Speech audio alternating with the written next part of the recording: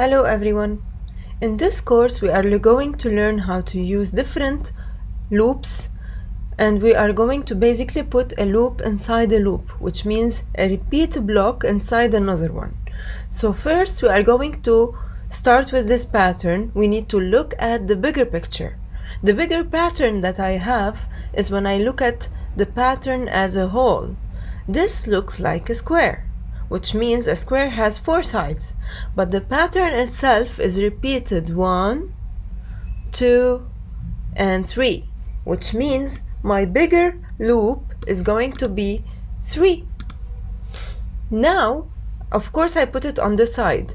Now, I need to go and focus on one side of this square, one side of this pattern, because we are going to repeat the same over here and then over here.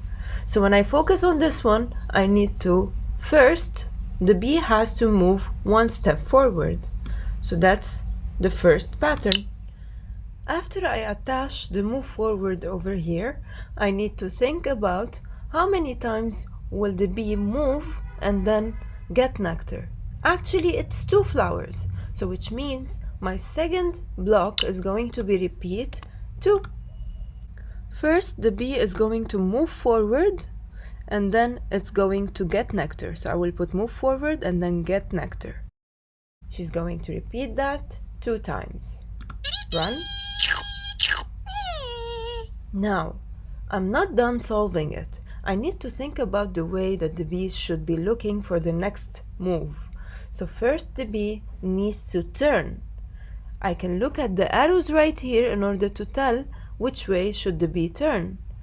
I can see that it's turn right, and it's going to be outside the repeat 2 because it's going to turn only 1 time. After then, reset, run. Now that's my pattern. I'm going to put it inside the repeat 3 and then over here.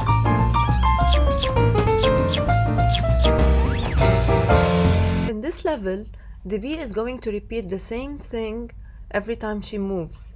So first I'm going to start with the bigger picture, which is a square, which means 4 sides, and then I'm going to put it over here. My second pattern is that the bee is going to move how many steps? Let's see. 1, 2, 3 steps. So I make it 3, and then I put move forward.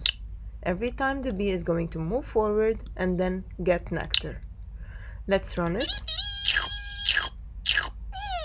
After then, the bee has to turn to the right side. So I'm going to put it right here. And now, this is my pattern.